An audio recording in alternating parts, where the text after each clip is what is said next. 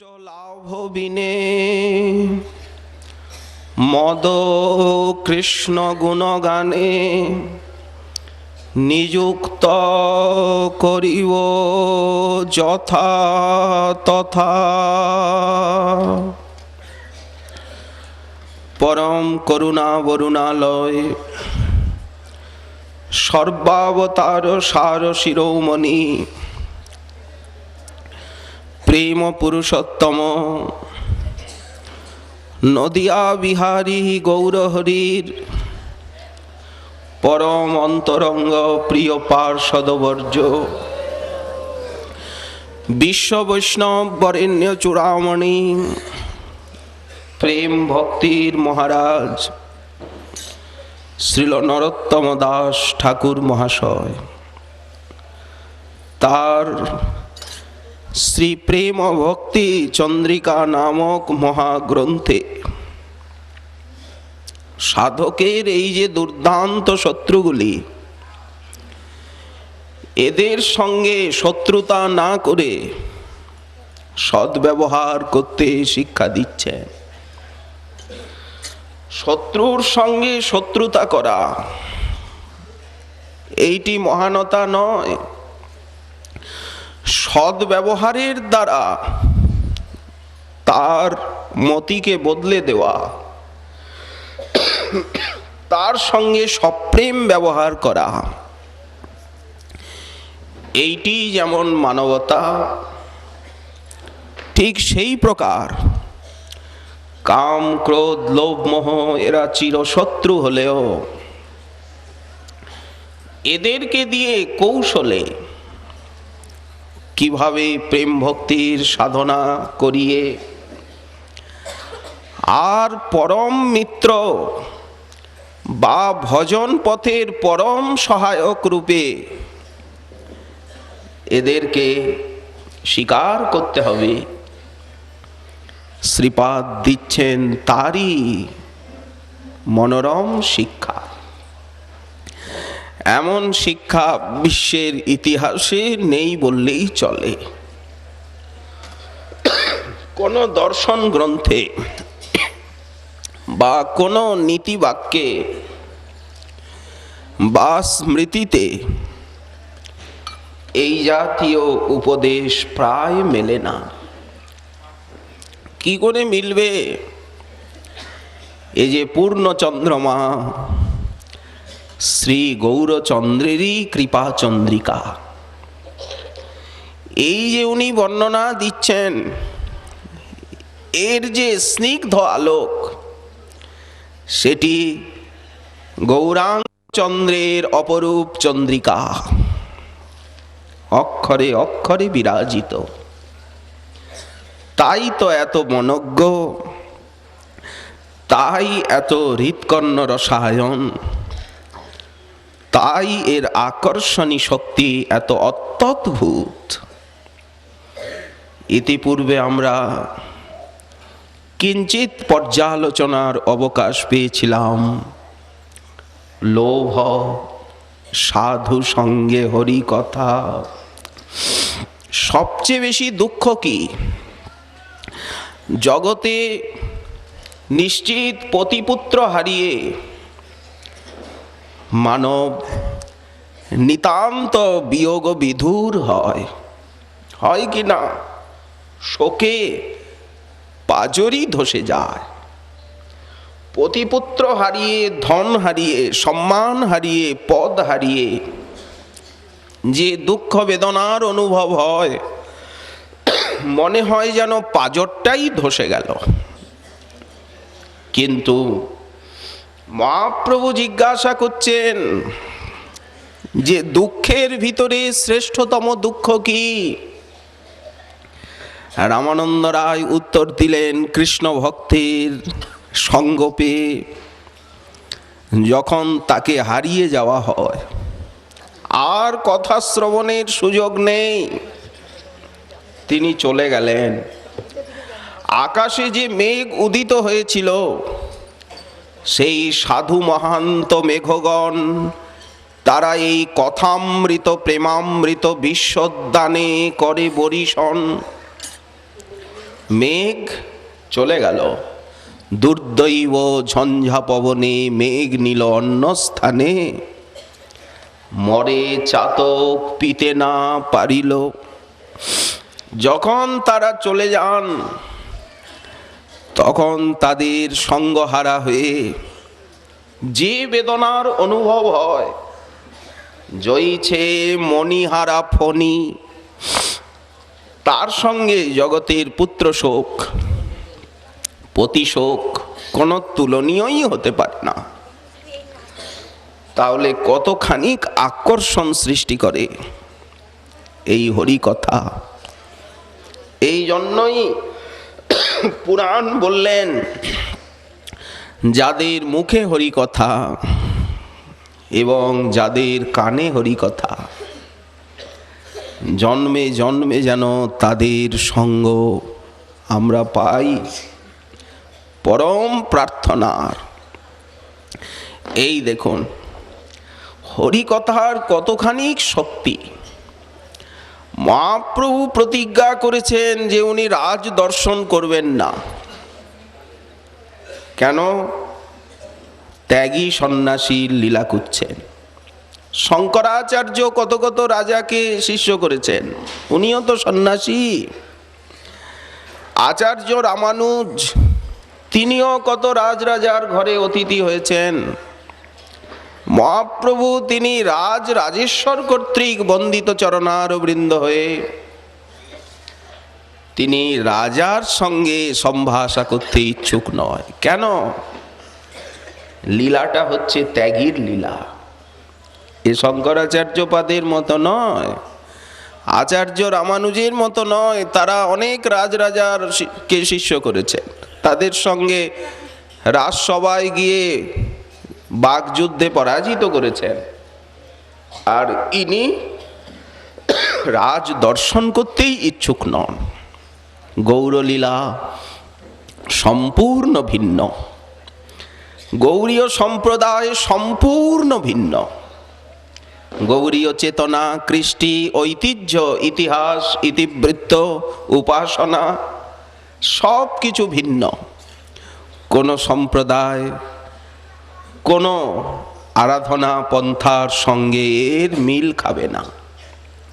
এই দেখুন শঙ্করাচার্যপাদ তিনি ভারতবর্ষের কোনায় কোনায় মঠ মন্দির করেছেন, তীর্থগুলো সংস্কার করেছেন। ভারতবর্ষে 6টি তার প্রমুখ মঠ রয়েছে, 4 কোনায় 4টে, আর কাঞ্চি ক্ষেত্রে কাঞ্চি কামকোটিতে 1টি, আর কাশীতে 1টি। এই 6টি ওনার প্রমুখ মঠ। কিন্তু দেখুন আচার্য রামানুজ, আচার্য মধ্য, তারাও কত মঠাদি স্থাপন করলেন। কিন্তু মহাপ্রভু সারা জীবন পরের বাড়িতে থেকে গেলেন, কাশী মিশ্রালয়ে। তো আলয়টা ভালো করে বড় করতে পারতেন না, যাতে 200-500 বৈষ্ণব এসে বসে থাকে। এই এতটুকু একটু ঘর, গম্ভীরা। কাকে গম্ভীরা বলে?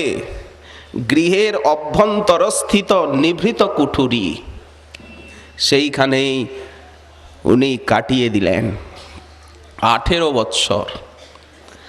আর যে রহিল প্রভুর 12 বৎসর, কৃষ্ণের বিয়োগ স্ফূর্তি হয় নিরন্তর।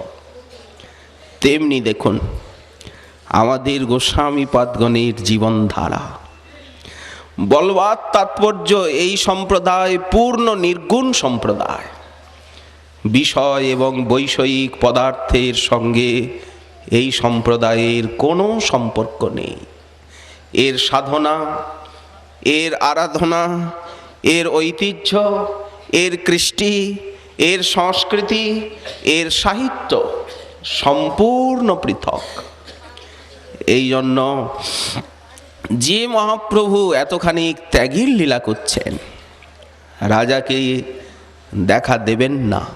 আর উনি কত বড় ভক্ত! উনি কি বললেন? যে মোরে যদি কৃপা নাহি করিবেন গৌরহরি, আমি রাজ্য ছাড়ি যোগী হয়ে যাব। প্রাণই দেব, ভিখারি হয়ে যাব, এতখানি গৌর প্রেম যার। কিন্তু মহাপ্রভুর সেই প্রতিজ্ঞা সুমেরুর মতো অচল অটল। নিত্যানন্দ প্রভু প্রার্থনা করলেন, কোনো কাজ হলো না। পরমানন্দ পুরী বললেন, কোনো কাজ হলো না। সার্বভৌম ভট্টাচার্য অনুনয় করলেন, রামানন্দ রায় প্রার্থনা করলেন, কোনো কাজ হলো না। হ্যাঁ, এতটুকু হলো, তার পুত্রকে এনে মেলানো হলো। মহাপ্রভু সেই শ্যামল সুন্দর পুত্রকে আলিঙ্গন করে প্রেমোন্মত্ত হলেন। রাজা তাকে আলিঙ্গন করে মহাপ্রভুর কৃপা অনুভব করলেন, প্রসাদী বসন প্রাপ্ত হলেন। এতটুকু কৃপা যা কেউ পারল না, কিন্তু একজন পারল। সে কে? এই হরিকথা। লোভ সাধু সঙ্গে হরিকথা। সার্বভৌম ভট্টাচার্য মহাপ্রভুর হৃদয় জানেন যে প্রভু যে এত কঠোরতা করেন নিষ্প্রয়োজন, কেবল নিজজনকে শিক্ষা দিচ্ছেন। তা না হলে উনি সেই জগদানন্দের বয়ে আনা শিবানন্দ সেনের প্রেরিত চন্দনাদি তৈলকে উনি একদিনও একটু স্বীকার করলেন না। দুঃখে, রাগে, অভিমানে, বেদনায় জগদানন্দ ভেঙে ফেললেন সেই তৈল ভাণ্ড। উপবাস করলেন কয়েকদিন। এতখানি হলো, প্রভু একদিন অন্তত একটু তৈল মাথায় দিতে পারতেন। আনন্দ চাহে আমায় বিষয় ভুঞ্জাইতে। ঠাকুর থাকেন তো পরের বাড়ি, ওটা কাশী মিশ্রের, আর ঘরটাও এতটুকু, এই তো। তো তার ভিতরে আপনি পান কি? জগন্নাথের ওই 5 চৌঠির অন্ন ব্যঞ্জন, এই যে হাড়িতে মহাপ্রসাদ পাওয়া যায়, ওই ডালি মহাপ্রসাদ, ওই বেসর, ওই সাধারণ একটু জগন্নাথের প্রসাদ, এইটুকু গ্রহণ করে। রাত্রিবেলা বলেন, রাত্রিবেলা কোনোদিন প্রয়োজন হলে ওই রাঘবের ঝালির থেকে কিছু খসিয়ে স্বরূপ পরিবেশন করে। এই চৈতন্য চরিতামৃতে এতটুকুই লেখা আছে। তো আপনাকে কে বিষয় ভোগ করাবে? বলেন এই জগদানন্দ। মুকুন্দ মুখে কিছু বলে না, আমার বৈরাগ্য দেখে মরমে মরে যায়। দামোদর পণ্ডিত এ তো সবসময় তাকিয়ে আছে আমার কোথায় দোষ ত্রুটি। উনি ব্রহ্মচারী, আকুমার, আমি সন্ন্যাসী, উনি শাসনদণ্ড ধরে আছে অর্থাৎ।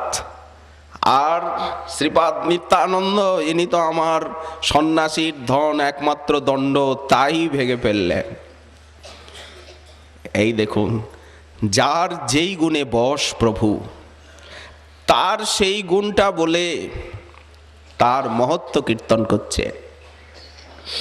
এমন যে প্রভুর লীলা, সার্বভৌম ভট্টাচার্য মর্মে মর্মে জানেন যে প্রভু কেবল আচরণের দ্বারা নিজজনকে শিক্ষা দিচ্ছেন।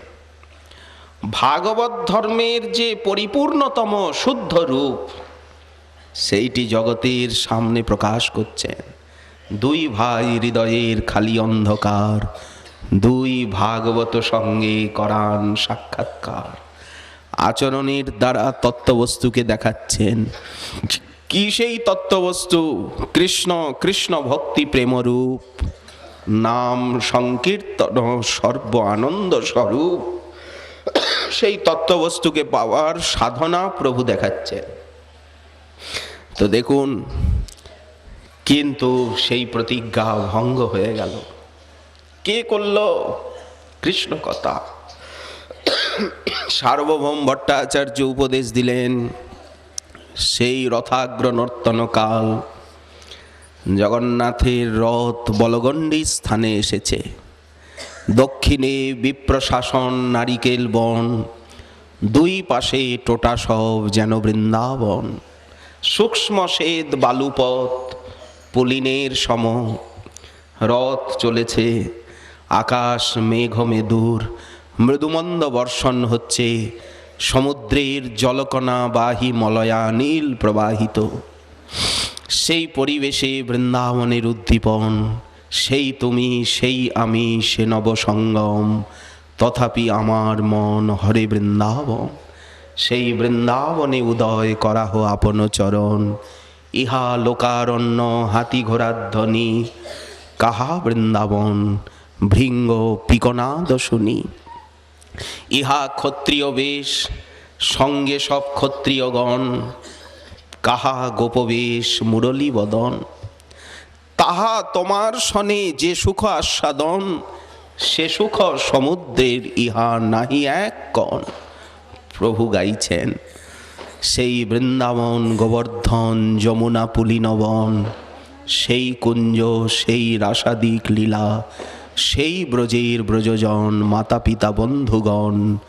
বড় চিত্র তুমি কেমনে পাশরিলা, আহুশ্চতে নলিন নাভ পদার বৃন্দম, যোগেশ্বরই হৃদি বিচিন্তম অগাধ বোধই, সংসার কূপপতিত তরণাবলম্বম, গেহ জুষাং মনস্সুদিয়াৎ সদান। বলগণ্ডী স্থানে রথ এসেছে, মাঝামাঝি সুন্দরাচল এবং নীলাচলের মাঝামাঝি বলগণ্ডী স্থান। প্রভু উদ্যানে প্রবেশ করেছেন, প্রেমাবেশে বৃক্ষতলে প্রভু শায়িত আছেন। বৈষ্ণবগণ বৃক্ষের তলে তলে শীতল সুমন্দ পবন সেবা করছেন। সার্বভৌম ভট্টাচার্য উপদেশে তখন গজপতি প্রতাপ রুদ্র, সার্বভৌম উপদেশে ছাড়ি রাজবেশ, একলা বৈষ্ণব বেশে আইলা সেই দেশ। ভক্তরা চমকে উঠলেন যে রাজা এসেছে, প্রভু আবেশে আছেন, না জানি কত দুঃখ পাবে। সর্ব বৈষ্ণবের আজ্ঞা লইলা জোর কর হইয়া, হে ভুবন পাবন গৌরাঙ্গগণ, আপনারা গৌর হতে অধিক দয়া, আমাকে কৃপা করুন যেন গৌরাঙ্গের পদছায়া লাভ করতে পারি। সর্ব বৈষ্ণবের আজ্ঞা লইলা করজোর হইয়া, প্রভু পদ ধরি পরে সাহস করিয়া। প্রেমাবেশে প্রভু ভূমিতে শয়ন, নৃপতি নৈপুণ্যে করেন পাদ সম্বাহন। সার্বভৌম ভট্টাচার্য ইঙ্গিত করছেন বিলম্ব নয়, অতি শীঘ্র। সাহস করে উনি প্রভুর চরণ কমল কোলে তুলে নিয়েছেন। নৃপতি নৈপুণ্যে করেন পাদ সম্বাহন, রাসলীলার জয়তীতে ধিকম অধ্যায় করেন পঠন। শুনিতে শুনিতে প্রভুর সন্তোষ অপার, বল বল বলি প্রভু বলে বারবার। এই দেখো কেমন হরিকথায় আবেশ, যিনি স্বয়ং মহাভাব সিন্ধু, প্রেম সিন্ধু, করুণা সিন্ধু, বৈদগ্ধি সিন্ধু, সেই প্রভুর কতখানি আবেশ। যারা ভবরোগী তাদের আবেশ না আসুক, কিন্তু তারা ঔষধের মতো তো সেবনটা করবেন, তা না হলে ভবরোগ যাবে কি করে। শ্রীমদ্ ভাগবত বললেন, এ যে ভবরোগের ঔষধ, নির্বৃত্ত তর্ষৈর উপগীয়মানাৎ, ভবৌষধাৎ শ্রোত্র মনোভিরামাৎ, কৌত্তম শ্লোক গুণানুবাদাৎ, পুমান বিরজ্জিত বিনা পশুঘ্নাৎ। যারা আত্মঘাতী তারা ছাড়া এমন হরিকথায় কে বিরত হবেন। ব্যাস সুখ, নারদ, শেষ, সনক, যার কথা রসে নিষিদিন নিমগ্ন, যা মুমুক্ষুজনের একমাত্র উপায়, ভবসাগরের পরপারে যাওয়ার একমাত্র অর্ণব পথ। কর্ণ মনোভিরাম, এমন যে হরি কথা, তার থেকে কে বিরত হবেন? আত্মঘাতী ছাড়া। অথবা অপসুকনাথ আর পশুকনাথ, দুটো পাঠ আছে। ব্যাধ প্রকৃতির ব্যক্তি ছাড়া। যেমন ব্যাধের চিত্ত খুব কঠোর নির্দয়, ওই রকম কঠোর চিত্ত না হলে হরিকথার থেকে কেউ বিরত হয়? লোভ সাধু সঙ্গে হরিকথা, কে না লুব্ধ হবে এই পরামৃতে? তব কথামৃতম শ্লোক রাজা যে পড়িল, শুনি উঠি প্রেমাবেশে প্রভু তারে আলিঙ্গন কইল। কে বন্ধু তুমি কইলে মোর হিত, আমি তো তোমায় ডাকতে যাইনি। আচম্বিতে আসি পিয়াও কৃষ্ণ কথামৃত, ভুরিদা ভুরিদা বলি করেন আলিঙ্গন। অথচ বাইরে এমন ভাব প্রকাশ করছেন যে যেন জানেন না ইহ কোন জন। উভয়ের নেত্রে অশ্রু দেহ পুলকিত, উভয়ের বিগ্রহই থরহরি কম্পিত। এই দেখুন, সাত্ত্বিক বিকারে সমলঙ্কৃত হলো দাস এবং প্রভুর অঙ্গ। তাহলে প্রভুর প্রতিজ্ঞাটাকে কে ভাসিয়ে দিল? এই হরিকথা। লোভ সাধু সঙ্গে হরিকথা। শক্তাবেশ অবতার পৃথু মহারাজ। পৃথু মহারাজ ভগবানের অবতার। কি প্রকার অবতার? শক্তাবেশ অবতার। পৃথুতে পালনী শক্তির আবেশ। যখন ভগবান দর্শন দিলেন, 100 অশ্বমেধ যজ্ঞ করলেন, সংকল্প 99টি পূর্ণ হলো। যখন 100তম যজ্ঞ করছেন, ইন্দ্র বাধা দিচ্ছে, নানা পাষণ্ড রূপ ধারণ করে অপধর্ম বিস্তার করে যজ্ঞের অশ্ব চুরি করে নিয়ে যাচ্ছে। অত্রিমুনি দেখাচ্ছেন পৃথুপুত্র বিজিতাশ্ব বারবার ইন্দ্রের হাত থেকে নিয়ে আসছেন অশ্বটি। রেগে গেলেন, সরাসন ধারণ করলেন। ইন্দ্রের এতখানি কাস্পর্ধা। ব্রহ্মা এসে বাধা দিলেন, এই তো তুমি তো ভক্ত, তোমার এই সব কর্মকাণ্ডে কি প্রয়োজন? ওর নাম শতক্রতু। এই 99তম যজ্ঞই তোমার এই অবধি থাক। প্রসন্ন হয়ে ভগবান দর্শন দিলেন। ওই দেখো দেবরাজ ইন্দ্র তোমার পায়ে পড়ছে। আরে করেন কি? আপনি দেবরাজ, আপনি দেবেন্দ্র, আপনিও তো নরেন্দ্র, কম কিসে? আমি নয় দেবেন্দ্র হলাম। পরস্পর আলিঙ্গন করে মৈত্রী করলেন। বৈরটা গেল। ভগবান দর্শন দিলেন পৃথুকে। তখন উনি কি চাইলেন? অপূর্ব স্তুতি করলেন, এ প্রভু নকাময়ে নাথ তদপ্যহং কচিন। আমি তোমার চরণার বৃন্দে কিছু কামনা করি না। তোমার যে মহত্তম গণ, অর্থাৎ তোমার যে প্রেমিক ভক্তজন, তাদের হৃদয়ে তোমার প্রেম কমল বিকশিত হয়ে আছে। সেই কমলের মত্ত মধুকর তুমি মধুসূদন। তারা প্রণয় রূপী রজ্জুর দ্বারা তোমার চরণ কমলকে হৃদয়ে বেঁধে রেখেছে। সেই যে হৃদয়ের প্রেম মধু বাইরে বাণী আকারে বেরিয়ে আসছে।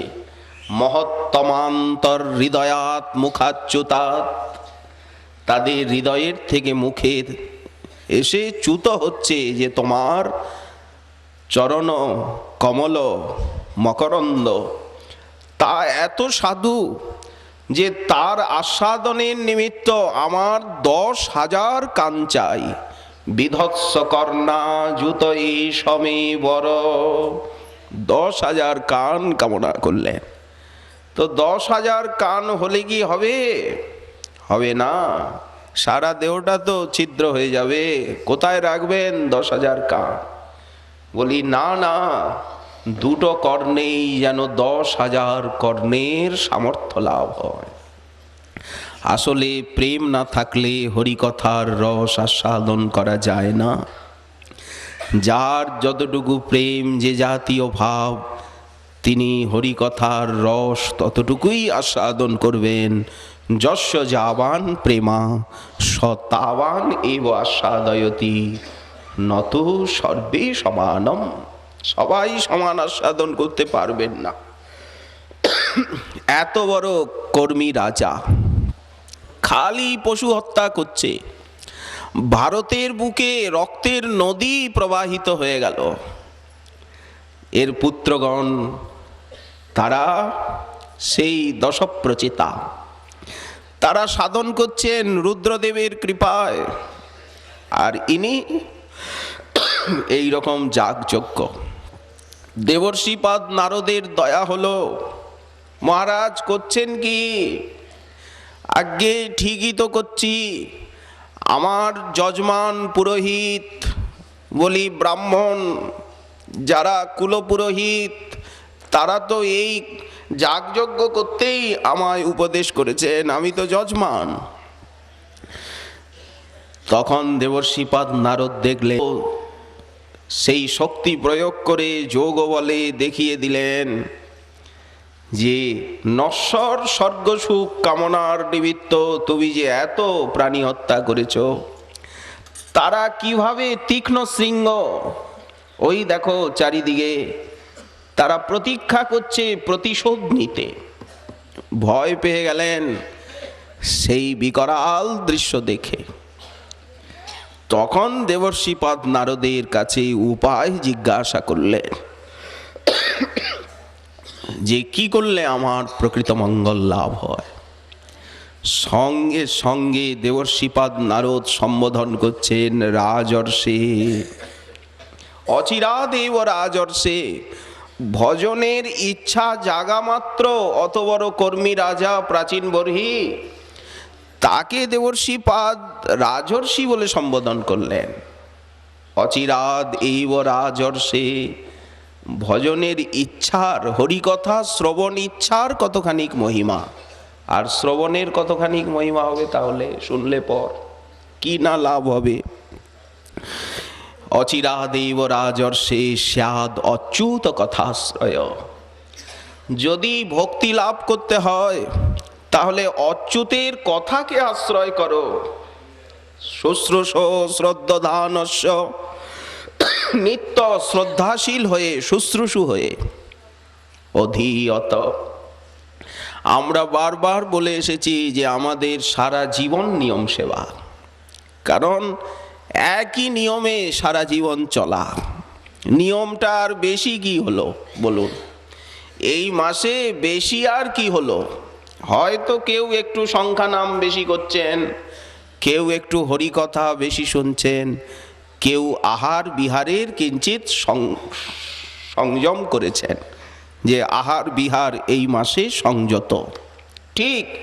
কিন্তু যারা ভজনশীল তাদেরকে এই নিয়মে সারা জীবন চলতে হবে। এইভাবে যদি আমরা এই জীবনটা কাটিয়ে দিতে পারি, তাহলে এই জন্মেই আমরা প্রেম এবং ভগবৎ সাক্ষাৎকার লাভ করে ধন্য কৃতার্থ হতে পারব, যদি নিরপরাধ নিরভিমান আমরা হই। কারণ দুটো শর্ত আছে, নিরপরাধ হতে হবে, নিষ্কাম হতে হবে, আর নিরভিমান হতে হবে, তা না হলে হবে না। বহু জন্ম করে যদি শ্রবণ কীর্তন, তথাপি না পায় কৃষ্ণ পদে প্রেমধন, বহু জন্ম কেটে যাবে। এইভাবে শ্রবণ কীর্তন আমাদেরকে প্রতিনিয়ত করা কর্তব্য, রোজই করা কর্তব্য। 1 মাস করলাম, আর যদি 11 মাস ওই ডামাডোলে চলা যায়, এর গুণটা তখনই বোঝা যদি কুপথ্য ত্যাগ করা যায়। তো দেখুন দেবর্ষিপাদ নারদ প্রাচীন বর্হিকে বলছেন নিত্যদাস স্যাদ অধীয়, যে দেবর্ষি একজন, আমার রাজ্যে তো অনেক কথাবাচক, তো একজন কথাবাচককে আমি নিত্য এনে আর রাজসভায় বসে শুনবো। আমার যখন কাজকর্ম শেষ হবে কথাবাচক ঠাকুর আসবেন, ব্যাস বিদায়। হয় না, ওটা একটা আলাদা কনের কথা, ওখানে হবে না। তাহলে কোথায় যেতে হবে বলেন? তোমাকে যেতে হবে নিজে। কথাবাচক ঘরে এনে যে কথা হয় ও আগে কি বলে প্রফেশনাল কথা, ওতে ভজনের রহস্য উদ্ঘাটিত হবে না। ওটা কানের রুচিকর, শুনতে ভালো লাগে, ইতিহাসের কথা, ভূগোলের কথা, ছড়বেছড়, কিন্তু ভজনানুভূতির কথা সম্পূর্ণ আলাদা। তো ওটা তো তারা তো তোমার ঘরে আসবে না, তারা যেখানে আছে সেইখানে যেতে হবে। যত্র ভাগবতা রাজন সাধব বিশদাশয়া, দেখুন বিশেষণগুলো দিচ্ছেন। ভাগবতা ভক্তা, তারা আর বিশদাশয় নির্মল চিত্ত, আশয় যাদের বিশদ নির্মল, ভগবদ গুণানুকথন শ্রবণ ব্যগ্র চেতস, যারা ভগবত কথা শ্রবণ এবং কীর্তনের জন্য ব্যগ্রচেতা। এই সময় এসে গেল, এই সময় এই এখন কথা শুনতে যেতে হবে। একটা বিপুল উৎকণ্ঠা নিয়ে অবস্থান করছেন শ্রদ্ধেয় শ্রোতৃমণ্ডলী, সেইখানে তোমায় যেতে হবে রাজ অভিমান ত্যাগ করে। তস্মিন মহন মুখরিতা মধুভীষ চরিত্র পীযূষ শেষ সরিত পরিতস্রবন্তী, তা যে পিবন্ত বিতৃষ নৃপগার্হ কর্ণই, তান্ন স্পৃশন্তশন ত্রিট ভয় শোক মোহা। সেইখানে যখন তুমি যাবে, সেই সভাকে সম্মান করে মর্যাদা অনুরূপ, যেমন মর্যাদা আছে, আগে জ্যেষ্ঠ শ্রেষ্ঠ বৈষ্ণব বসবেন, তার পিছনে, অর্থাৎ নিজের ওজন বুঝে মর্যাদা বুঝে সভাকে সম্মান করে আসন গ্রহণ করবে। এই তো এইবার দেখবে হরিকথারূপী অমৃতের নদী প্রবাহিত হচ্ছে 10 দিকে, উপরে নিচে এপাশে ওপাশে, কারণ শব্দরূপী নদী। তস্মিন মহন মুখরিতা মধুভীষ চরিত্র পীযূষন্তি, তা যে পিবন্ত অবিতৃষ, কিভাবে পান করতে? ব্রহ্মা বললেন অবিতৃষ্ণা শান্তি নহে, তৃষ্ণা বারে নিরন্তর। এই সমস্ত শব্দ বলা হয়েছে। যারা অবিতৃপ্ত হয়ে এই হরিকথামৃতকে পান করেন, বললেন শোক মোহ স্পর্শ করতে পারে না। তান্য স্পৃশন্ত অসনত্রীট ভয় শোক মোহা, কি করে স্পর্শ করবে? উনি তো দেহের বাইরে জগদাতীত হয়ে গেলেন, স্বভাবের অতীত হয়ে গেলেন, প্রারব্ধের অতীত, কর্মের অতীত, গুণাতীত হয়ে গুণাকৃষ্ট হয়ে তিনি কৃষ্ণ ভজন করতে লাগলেন। তান্য স্পৃশন্ত অসনত্রীট ভয় শোক মোহা। শ্রী সুতমুনি বললেন জয়াম কৃষ্ণে পরম পুরুষে ভক্তির উৎপদ্যতি পুংসাম শোকমোহ ভয়াপহা। এর দ্বারা বোঝা যাচ্ছে যে এই শ্রবণাঙ্গটি কতখানি আবশ্যক, জীবনের অপরিহার্য সম্পত্তি। বরঞ্চ একদিন অন্নপান ব্যতীত বাঁচা যায়। ছন্ন দিন কভু দিন কৃষ্ণহীন, যেদিন কৃষ্ণ কথা কানে যাবে না, যেদিন ভজনে মনটা লাগছে না, সেইটি মাদৃশ জীবের জীবনে শ্রেষ্ঠতম দুর্দিন। এ অমৃত পান বিনে যদি খায় অন্ন পানে, তবু ভক্তের দুর্বল জীবন। হরিকথা শ্রবণ না করলে জীবনটা দুর্বল। এই হরিকথা শেষ হলেই মনটা এদিকে ওদিকে ছুটবে, নানা দুনিয়ার হাবি জাবি আবর্জনা এনে আর মন ঘাটতে থাকবে। ওর যে স্বভাব অনাদিকালের, বেয়ারা মন বোঝালেও বোঝে না। এই যতক্ষণ হরিকথা ততক্ষণ ও চুপচাপ থাকে, আর যেই হরিকথা শেষ হলো, নামের মালা রাখা গেল, সঙ্গে সঙ্গে মন কোথার থেকে কি নিয়ে এলো আবর্জনা, ওই ঘাটছে। স্বভাব হয়ে গেছে তার, স্বভাব তো কেউ ছাড়তে পারে না। এ অমৃত পান বিনে যদি খায় অন্ন পানে, তবু ভক্তের দুর্বল জীবন। যার এক বিন্দু পানে উৎফুল্লিত তনু মনে, হাসে গায়ে করয়ে নর্তন। এ অমৃত কর পান, ইহা সম নাহি আন, চিত্তে করি সুধীর কুতার্কিক যারা, শ্রদ্ধালু নয় যারা, তাদেরকে দূরের থেকে, তাদের গায়ের বাতাস যেন না লাগে, জাঙ্গে পড়ে গিয়ে যাতে কবিরাজ গোস্বামী পাদ এই পরামৃত কৃষ্ণ কথামৃত পান করতে অনুরোধ করছেন। কৃষ্ণ ভক্তি শাস্ত্রগণ ফুল্লয়ে পদ্মবন, এর মধু কর আস্বাদন, খণ্ডিবে সকল দুঃখ, পাইবে পরম সুখ, অনায়াসে হবে প্রেমোল্লাস। এ অমৃত অনুক্ষণ সাধু মহান্ত মেঘগণ, তারা বিষদানে করে বরিশন, তাতে ফলে প্রেম ফল। অমৃত বৃষ্টি না হলে প্রেম ফল ফুল ফলবে না, ভক্তি লতা সঞ্জীবিত হবে না। যেমন জলের অভাবে লতা শুকিয়ে যায়, তেমনি ভক্তি লতা শুকিয়ে যাবে। কারণ বলাই হয়েছে, শ্রবণ কীর্তন জলে করয়ে সিঞ্চন, উপজিয়া বাড়ে লতা। তবে জল সেচন করলে যেমন লতা বাড়ে, ঠিক সেই প্রকার শ্রবণ কীর্তন জল নিরন্তর ভক্তিলতাকে দিতে হবে। তবে তো সেখানে ভাবরূপী কুসুম বিকশিত হবে, প্রেমরূপী ফল ফলবে। তবে লতা বেড়ে গিয়ে সেই ব্রহ্মাণ্ডকে ভেদ করে কৃষ্ণচরণ কল্পবৃক্ষে আরূঢ় হবে। এই জন্য তার মূলে রয়েছে হরিকথা। লোভ সাধু সঙ্গে হরিকথা, সেই হরিকথা আবার সাধু সঙ্গ বলছেন। সাধু সঙ্গে কেন? আমরা ঘরে নিজে নিজে বসে অনুশীলন করব, বলেন অনুভব হবে না। ঘরে যদি একখানা ভাগবত নিয়ে, চৈতন্য চরিতামৃত নিয়ে নিজে নিজে পড়ব, কি আছে? বলেন জীব গোস্বামী পাদ এই বিধিও দিয়েছেন। যদি বক্তা না পাওয়া যায় তাহলে নিজেই পাঠ করতে হবে, আর নিজেই শুনতে হবে, নিজেই বক্তা হতে হবে, নিজেই শ্রোতা হতে হবে। বললেন কেন? নিরাগ বক্তা যদি পাওয়া না যায়, সজাতিয়াশয় স্নিগ্ধ শতবর, এমন বক্তা পাওয়া তো দুর্লভ।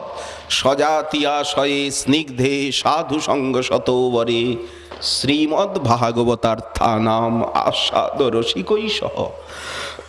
যদি না পাওয়া যায় তখন কি করতে হবে? বললেন নিজেই গ্রন্থ অধ্যয়ন করতে হবে, নিজেই এই জন্য অনুভব হবে হৃদয়েতে।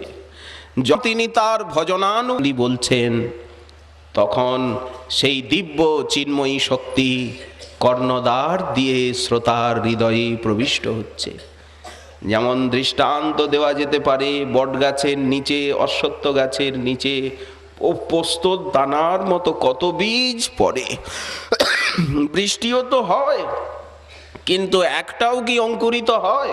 তের ফল ভক্ষণ করে যখন কাক ওই ছাদের উপরে, ওই দেয়ালের কার্নিশে যখন সে মলত্যাগ করেছে, তার পাকস্থলিতে গিয়ে ভাবিত হয়ে সেই বীজটি এমন শক্তি লাভ করেছে যে ওখানে জল কোথায়, ওখানে মাটি কোথায়, ছাদের কার্নিশ, কিন্তু এমন শক্তিশালী হয়েছে বীজ যে সেই শুষ্ক স্থানকে ভেদ করে বট অশ্বত্থের চারা গজিয়ে যায়।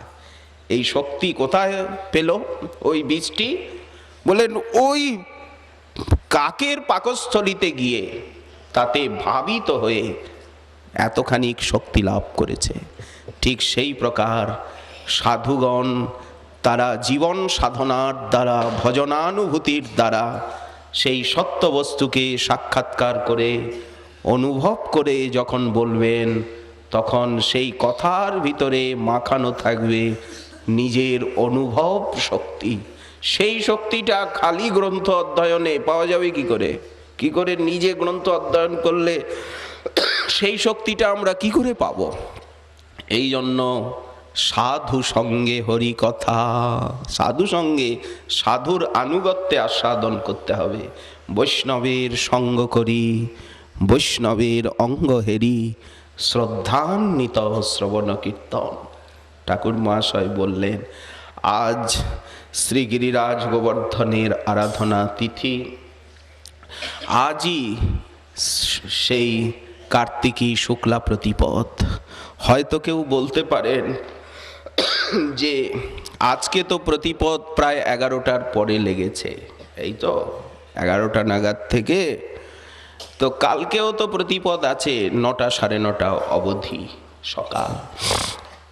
তাহলে শুক্লা প্রতিপদটা তো কালই হওয়া উচিত, কারণ আজকের প্রতিপদটা তো অমাবস্যা সংযুক্ত হয়ে গেল, পূর্ব বিদ্যা হলো না। আর কালকের প্রতিপদটা তো শুদ্ধ প্রতিপদ, বিদ্যাহীন। মহাপ্রভু বলেছেন সর্বত্র বিদ্যা ত্যাগ, পূর্ব বিদ্যাকে ত্যাগ করে পরবিদ্যা স্বীকার করতে হবে। কিন্তু হরিভক্তি বিলাসে 2টি জায়গায় পূর্ব বিদ্যাকে স্বীকার করা হয়েছে। যেমন রামনবমীর ব্রত যখন গোস্বামীপাদ ব্যাখ্যা করছেন হরিভক্তি বিলাসে, যদি শুদ্ধা একাদশী পরে থাকে, সেই একাদশী ব্রতের সম্মান রক্ষা করবার জন্য রামনবমী ব্রত অষ্টমী বিদ্যা করা যাবে, এই বিধান দিলেন। তবে হ্যাঁ, যদি একাদশী ব্রত নির্বিঘ্নে পরে হয় তাহলে বিদ্যা কেন করবেন? কিন্তু যদি পরিস্থিতি এমন আসে যে রামনবমীর ব্রতটা বিদ্যা হয়ে গেল, তো দশমীতে ব্রত, তাহলে তো একাদশীর দিন পালন করা যাচ্ছে না, একাদশী শুদ্ধ। সেই ক্ষেত্রে গোস্বামীপাদ বিধান দিলেন যে অষ্টমী বিদ্যা রামনবমী ব্রত বৈষ্ণবগণ করবেন। হরিভক্তি বিলাসে দেখবেন তেমনি যখন অন্নকূটের তিনি দিন নির্ণয় করছেন হরিভক্তি বিলাস ষোড়শ বিলাসেতে, সেইখানে উনি লিখছেন যে গো পূজা এবং গোবর্ধন পূজা এটি একই দিনে একটি উৎসব। সেইখানে উনি শাস্ত্রবচন চয়ন করছেন যে অমাবস্যা সংযুক্ত যে প্রতিপদ, সেই প্রতিপদেতেই পূর্ববিদ্যায়, তাতেই গোবর্ধন পূজা এবং গোপূজা হবে। যদি দ্বিতীয়া এসে যায় প্রতিপদের ভিতরে, অর্থাৎ দ্বিতীয়া সংযুক্ত যে প্রতিপদ, সেই প্রতিপদে চন্দ্রোদয়ের সম্ভাবনা। কতক্ষণ প্রতিপয় হলে যে দ্বিতীয়ায় সম্পত্তি নষ্ট হবে, এই জন্য সেখানে অনেক পুরাণ বচন যে সেই প্রতিপদেই গোবর্ধন পূজা, বলিদৈত্যরাজ পূজা কথা শুনবো না। যদি বলেন আমার গুরুদেব বলেছেন, আমার গুরুদেবের কথাও তো শুনবো না। কেন? বলে আমার পরম গুরুদেব বলেছেন, পরাৎপর গুরুদেব বলেছেন, চলে আসছে। বলি কেন আমরা শুনবো? মহাজনের যেই পথ তাতে হব অনুরত, পূর্বাপর করিয়া বিচার। মহাজনকে, আমাদের মহাজন তো এই 6 গোসাই শিক্ষা গুরু যে আমার। মহাজন তো আর অন্য কেউ নয়, আচার্য তো অন্য কেউ নয়, আচার্য তো এই ষড়গোস্বামী। পরবর্তীকালের যারা, তারা তো আচার্যের কথাগুলো বলেছেন। কেউ নূতন কথা বলেছেন কি কিছু? যে যত গ্রন্থ লিখুক বা প্রচার করুন, তিনি তো সমস্ত রূপ রঘুনাথের কথাগুলো বলছেন, ভাগবতের কথা বলছেন। এই জন্য আচার্য কারা, এইখানেই তো বোঝবার ভুল না। আমাদের সম্প্রদায়ের আচার্য কারা, কাদের আনুগত্যে আমাদের ভজন সাধন, জীবনটা কার চরণে সঁপে দিতে হবে? শ্রীরূপ রঘুনাথ পদে হইবে আকুতি, রূপ রঘুনাথের চরণে। আমরা নিরন্তর রূপ রঘুনাথের কথাই বলবো। হৃদয়ের শ্রেষ্ঠ আসনে রূপ রঘুনাথকেই আমরা বসাতে চেষ্টা করব। তাদের যে ভাব, তাদের যে শিক্ষা, তাদের যে আদর্শ, তাদের যে বাণী, তাই হবে আমাদের জীবনে ধ্রুবতারার মতো একমাত্র লক্ষ্য। তাহলে আর পথচ্যুত হওয়ার, পদচ্যুত হওয়ার কোনো সম্ভাবনা নেই। আর যদি এদিকে ওদিকে তাকানো যায়, সঙ্গে সঙ্গে আমরা আনুগত্যের থেকে ভ্রষ্ট হয়ে যাব। কারণ আনুগত্যটি হচ্ছে ভজনের জীবনী শক্তি। তাই হরিদাস বর্জ্য গিরিরাজ গোবর্ধনের সমারাধনা তিথি আজ। গিরিরাজ গোবর্ধনের পদার বৃন্দে শুধু এতটুকুই মিনতি, এতটুকুই প্রণতিপূর্বক নিবেদন, যেন তিনি তার তটে আমাদিগকে জন্মে জন্মে বাস দান করেন, যেন আমরা তার মহিমা আমাদের অন্তরে স্ফূর্তি প্রাপ্ত হয় কিঞ্চিত। আমরা যেন শ্রী গুরু গৌরাঙ্গ চরণার বৃন্দে অনন্য রতিমতি লাভ করে জীবন জনমকে ধন্য বা কৃতার্থ করতে পারি, এই প্রার্থনার সঙ্গে সঙ্গে আজকের শ্রী প্রেম ভক্তি চন্দ্রিকা কথার এইখানেই দেওয়া হচ্ছে বিশ্রাম।